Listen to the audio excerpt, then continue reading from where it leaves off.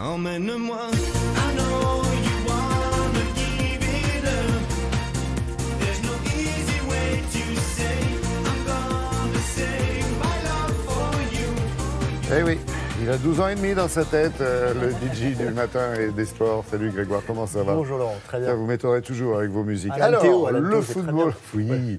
Nabila le disait, effectivement, Lyon s'est qualifié. Exactement, pour les quarts de finale. Dernier qualifié pour les quarts de finale de la Coupe de France aux dépens de Guingamp. Et les Lyonnais qui sont en forme. 5e victoire d'affilée. On regarde les 3 buts dans ce match et 2 pour les Lyonnais. Regardez en terre bretonne, Dembélé qui ouvre le score pour Lyon dès la 7e minute.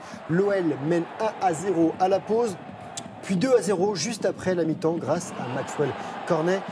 Guingamp réduit la marque par Mendy dans les derniers instants, mais trop tard et insuffisant. Lyon s'impose 2-1 et rencontrera Caen en quart de finale des Canets qui avaient battu les Lyonnais à ce stade de la compétition l'an dernier. Un autre but, celui du Français Kevin Gamero pour Valence, but de l'égalisation de partout en demi-finale allée de la Coupe du Roi en Espagne sur le terrain du Betis Séville. Et on a entendu parler dans les journaux, on l'a appris hier soir, le corps d'Emiliano Sala a été identifié à Portland en Angleterre, le corps repêché au nord de Guernesey mercredi matin, et bien celui de l'ex-attaquant de Nantes, victime d'un accident d'avion le 21 janvier, il avait 28 ans. Et en revanche, les tentatives de récupération de l'épave, elles, ont échoué. Les raisons de l'accident restent inconnues, mais les enquêteurs espèrent avoir collecté suffisamment d'indices en filmant l'épave pour pouvoir faire la lumière sur le drame. Oui, merci de l'avoir évoqué, effectivement, Grégoire. Dans l'actu sport, il y a aussi du tennis. C'est à Montpellier que ça se passe? Toujours à Montpellier, l'Open Sud, avec un Pierre-Hugues Herbert en quart de finale et un Lucas Pouille qui s'est fait battre d'entrée. Je vous explique tout ça. On commence par Pierre-Hugues Herbert, qui a quand même décroché son ticket en se battant fort pour le 3e tour.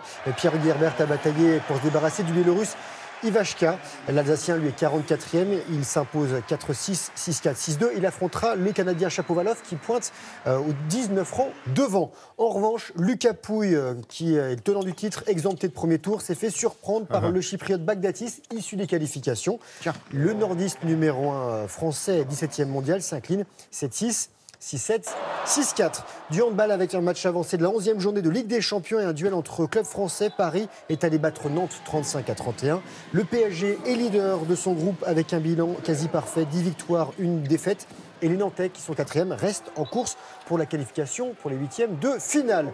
Du rugby, avec le 2e match du tournoi Destination, le 15 de France va défier le 15 de la Rose, ce sera dimanche. Et après sa défaite face aux Gallois le week-end dernier, la France doit se rattraper en Angleterre. Alors pour l'heure, les Anglais mènent 57 victoires à 40 pour 7 nuls. Mais l'an dernier, dans ce tournoi Destination, les Français s'étaient imposés. Ah, puis il faudra quand même nous parler un jour du tournoi Destination féminin. Exactement. C'est vrai que ça a bien démarré pour les filles en écrasant le Pays de Galles. J'aimerais bien savoir ce que ça va donner. On est d'accord? Bon, c'est l'hiver, il y a le biathlon. Le biathlon, ça se passe au Canada, il fait très froid. Et 2 Français qui sont 7e.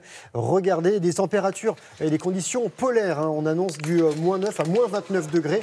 Les épreuves individuelles, messieurs et dames, ont été raccourcies. 15 km au lieu de 20 pour les hommes. Le meilleur Français, c'est Simon Fourcade, le frère aîné de Martin, qui a fait une impasse sur la tournée américaine. Simon qui termine 7e. Le Norvégien Johannes Bø, leader du classement général, reste intouchable. Il a réalisé un sans faute au tir. Et chez les dames, 12 km 5 au lieu de 15. Et également une 7e place pour Anaïs Bescon avec 18 sur 20 au tir et 1 minute 21 de retard sur la grande gagnante du jour, la Norvégienne Thierry Eckhoff. On va rester sur la neige, on va revenir en France avec le World Snowkite Master. Ça se passe à l'Alpe d'Huez en Isère, du snowkite, donc un kitesurf version hivernale, snowboard ou ski au pied et toujours une aile au-dessus de la tête. Les meilleurs riders de la planète sont présents. Le but du jeu, c'est envoyer les plus grosses figures, les plus gros tricks.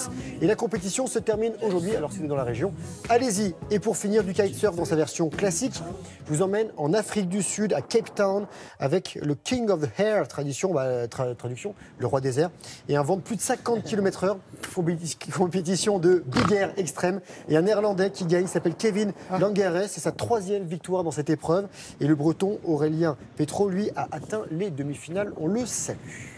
Ça a l'air tellement facile quand on tellement voit faire ça. Et pour ceux qui ont déjà testé, c'est extrêmement dur. Regardez, on voit toute la zone portuaire du Cap, c'est bon ça. Merci Grégoire.